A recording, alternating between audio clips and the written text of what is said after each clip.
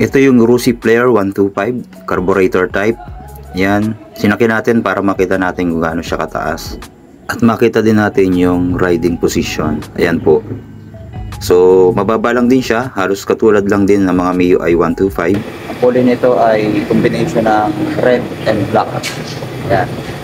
So, magandang balita mga kapatid dahil kasama to sa no down payment or straight monthly.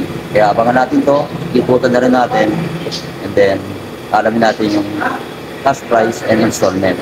So, bago yan, huwag niyo kalimutan na mag-subscribe sa aking channel, and then push mo na rin yung notification bell para updated tayo sa mga susunod pang videos. Then patuloy niyo ka-follow sa aking Facebook page na Noxkey Vlog.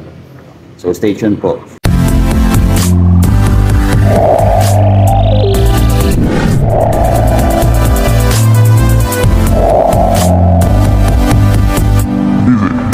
Noxkey Vlog.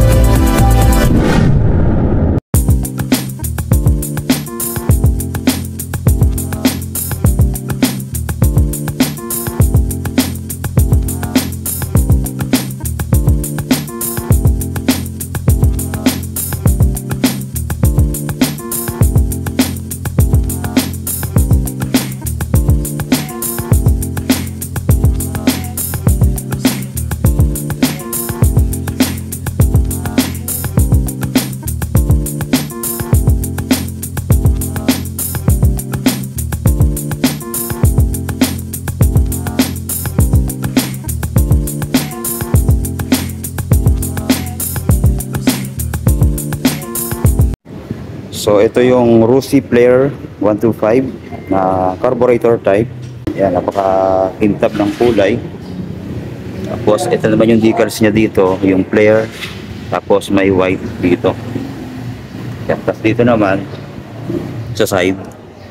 Yan. May white din, tsaka red. Tapos Rusi 125. Tapos sa harap, ito naman yung kanyang decals, Player. Tapos white, tsaka black din. Tapos yung kulay nga niya, combination ng glossy black tsaka red. Yan, tapos meron din siyang sticker dito ng Rusi. May iba ding kulay dito, no? Ayan, kita natin yung glossy blue. Ito naman. Tsaka yung matte black. Yan.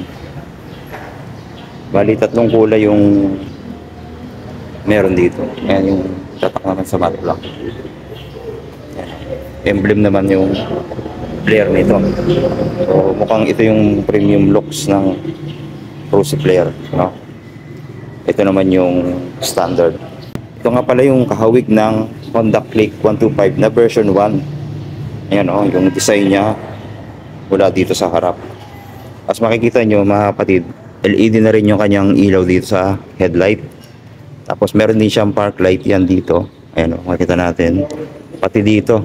Ayan o, may ilaw yan dito. No? Pagdating sa kanyang signal light, andito sa gilid, no? Ayan.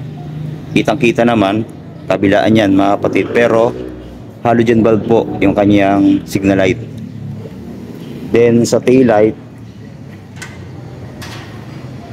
ito naman, no? Kahawig talaga nung sa version 1 ng Honda Click. Halogen bulb yung mga ilaw niya dito. Tatlo pa nga, oh.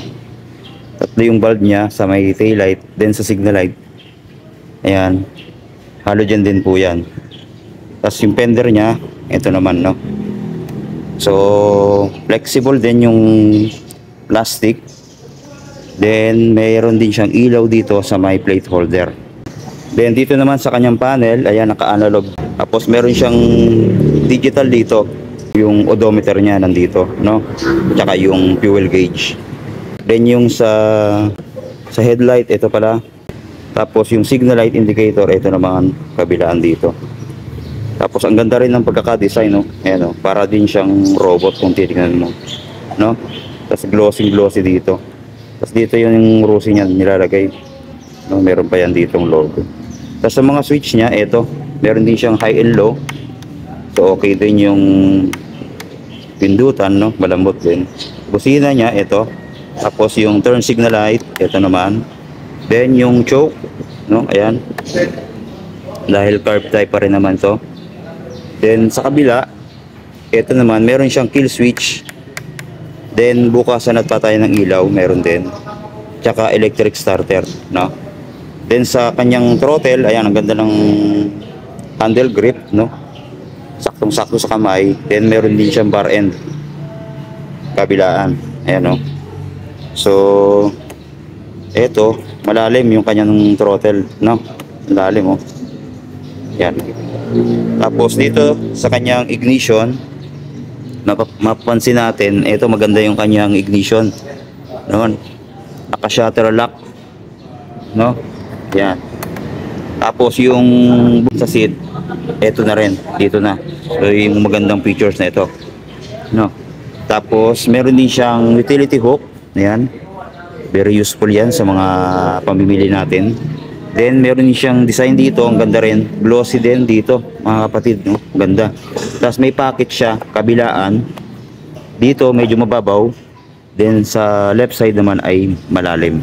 So pwede rin nating lagyan ng mga bottled water, no?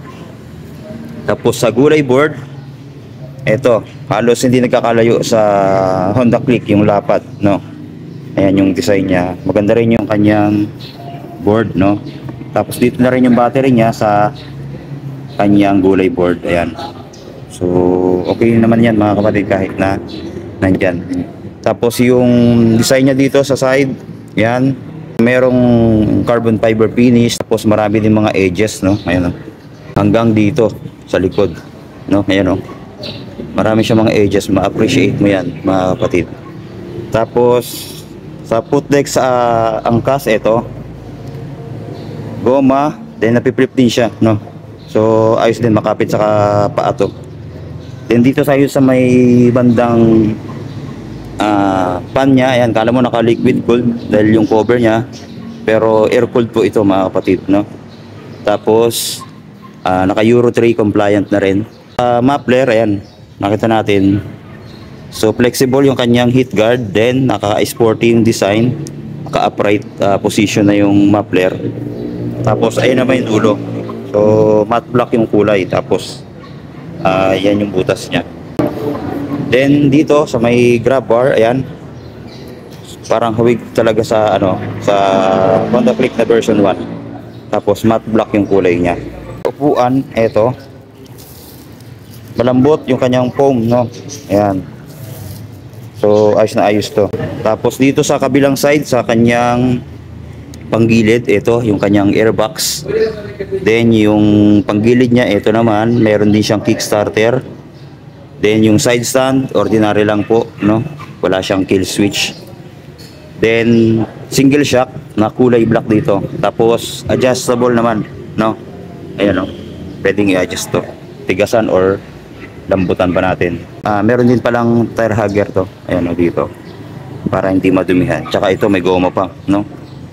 Protected yung loob. Tapos meron pa dito, oh, may cover pa siya. Drum brake po yung preno nito sa likod.